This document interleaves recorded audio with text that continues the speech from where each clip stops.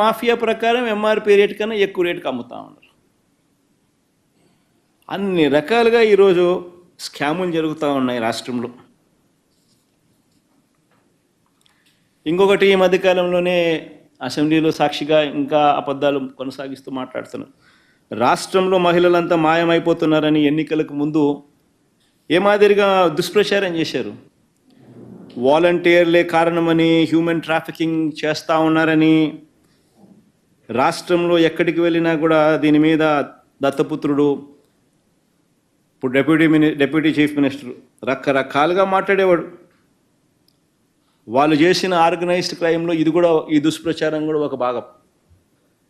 ఈరోజు సాక్షాత్తు వీళ్ళే అసెంబ్లీలో ప్రశ్నకు సమాధానం ఇస్తూ 2019 నుంచి 24 మధ్య 5 సంవత్సరాలలో కూడా కేవలం 46 మంది మాత్రమే హ్యూమన్ ట్రాఫికింగ్కు గురైనారని, కేవలం 34 కేసులు మాత్రమే రిజిస్టర్ అయినారని అని చెప్పి వాళ్ళంతకు వాళ్ళే చెప్పినారని అంటే, గతంలో మరి 30,000 మంది హ్యూమన్ ట్రాఫికింగ్కు గురైనారని వీళ్ళు చెప్పిన దుష్ప్రచారానికి ఇది ఫుల్ స్టాప్ కాదా?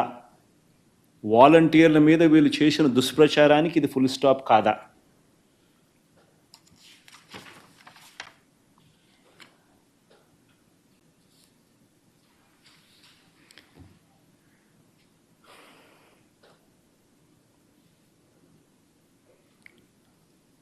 ఇదే పెద్ద మనిషి చంద్రబాబు నాయుడు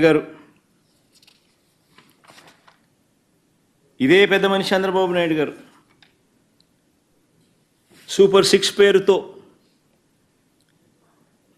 ఏ రకంగా ప్రజలను మోసం చేశాడో మనమంతా చూసాం. ఏ రకంగా ఇదే పెద్ద మనిషి ఉద్యోగస్తులను కూడా మోసం చేస్తూ అడుగులు వేస్తున్నాడో కూడా చూసాం. 1వ తారీఖు వచ్చేసరికి ప్రతి ఉద్యోగస్తునికి జీతం అన్నాడు. 3 వారాలు అయిపోతా ఉంది ఇంకా జీతాలు ఇవ్వడంలా.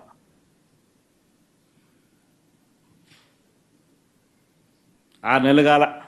ఇది పరిస్థితి. ఉద్యోగస్తులందరూ ఐఆర్ కోసం ఎదురు చూస్తున్నారు. మా ప్రభుత్వం వచ్చిన నెలలోపే ఐఆర్ ఇచ్చినాం 27%. ఈరోజు ఉద్యోగస్తులందరూ ఎదురు చూస్తున్నారు. 6 నెలలు అయిపోయింది చంద్రబాబు వచ్చినాడు, ఇంతవరకు ఐఆర్ లేదని. 2 డిఏలు పెండింగ్. మా హయాంలో పిఆర్సీ చైర్మన్ను మేము నియామకం చేసి సరైన సమయంలో ఉద్యోగస్తులకు మంచి జరిగేట్టుగా అడుగులు వేస్తే, ఈ చంద్రబాబు నాయుడు వచ్చిన తర్వాత ఆ పిఆర్సీ చైర్మన్ను వెళ్ళగొట్టాడు. బలవంతంగా రాజీనామా చేయించినారు. చేయించిన తర్వాత కొత్త పిఆర్సీ చైర్మన్ వేయాలన్నా, ఇంతవరకు 6 నెలలు అయిపోయింది, ఇంతవరకు కొత్త పిఆర్సీ చైర్మన్ వేయాల. ఇంతవరకు ప్రాసెస్ స్టార్ట్ కాల.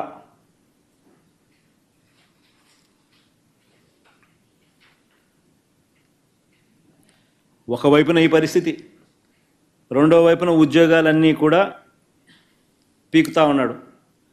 2,60,000 వాలంటీర్లు అప్పుడే పీకేసినాడు.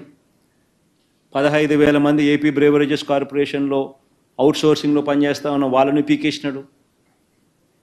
104, 108 రెడీగా ఉన్నారు. వాళ్ళు స్ట్రైకులు, ధర్నాలు చేస్తాను, జీతాలు ఇవ్వడం లేదు మాకని చెప్పి వాళ్ళని పీకడానికి రెడీ అవుతున్నాడు.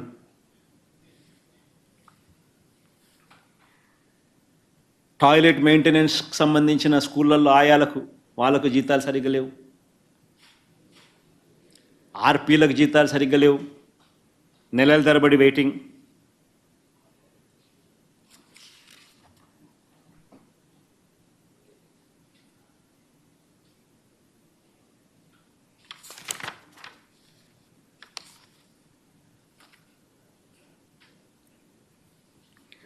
ఆశా వర్కర్లు కూడా ధర్నాలు చేస్తూ ఉన్నారు.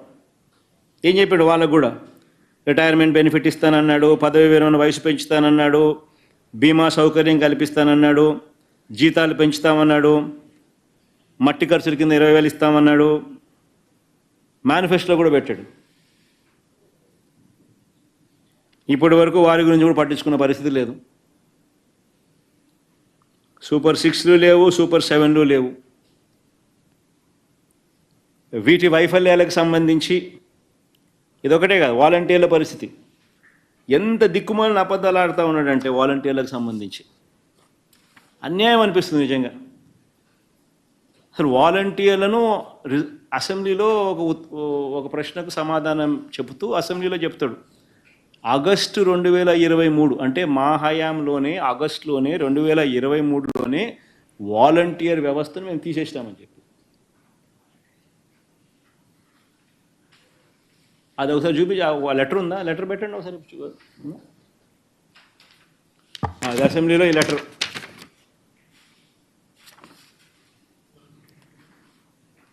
ప్రస్తుతం వాలంటీర్లు ఎవరు పనిచేయడం లేదు. 2023 ఆగస్టు నుండే వాలంటీర్ వ్యవస్థ ఉనికిలో లేదు. ఆశ్చర్యం అనిపిస్తుంది నాకైతే. మళ్ళా ఏమంటాడు? ప్రశ్న